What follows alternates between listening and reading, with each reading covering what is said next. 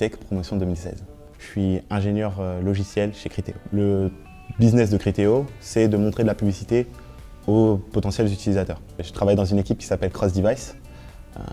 Avant, Criteo se basait sur l'historique d'un navigateur pour sélectionner les publicités qui allaient intéresser un utilisateur. Mais un utilisateur, ce n'est pas un navigateur, c'est plusieurs navigateurs sur plusieurs devices, c'est même plusieurs applications. Et donc du coup, le travail de mon équipe, c'est de regrouper tous ces éléments-là pour avoir une vue réelle de l'utilisateur et d'être capable ensuite d'utiliser ces informations-là dans le but de prédire un achat potentiel, tout simplement. Effectivement, il y a pas mal de machine learning parce qu'il faut qu'on soit capable de déterminer ce qui intéresse l'utilisateur et de big data parce qu'on collecte justement des informations pour être en mesure de faire cette déduction. J'ai toujours aimé le big data justement parce que je trouve que c'est un domaine déjà qui s'applique à énormément d'autres domaines. Et lorsqu'on se base sur des faits, sur des données, on est de plus en plus proche, on va dire, de la réalité.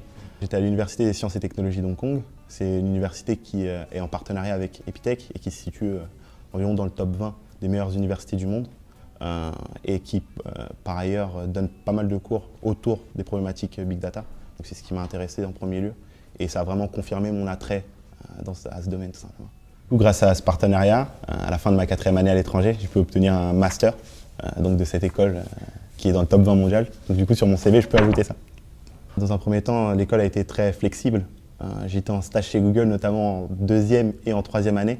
Il n'y a pas de stage prévu en 2e année, logiquement, mais ils m'ont quand même laissé y aller parce que c'était une énorme opportunité. Et au-delà de ça, on va dire dans la pédagogie, l'apprentissage par la pratique, ça m'a permis d'être vraiment adapté, on va dire, au monde professionnel. Je ne suis pas arrivé déboussolé, bien au contraire, je savais ce que j'avais à faire. Un des points qui m'a marqué pendant ma scolarité, c'était la période Aztec. Donc un Aztec, c'est un assistant pédagogique qui s'occupe de noter et de guider les étudiants d'année inférieure. Et donc c'était assez marrant parce que ça me faisait passer de l'autre côté de la barrière.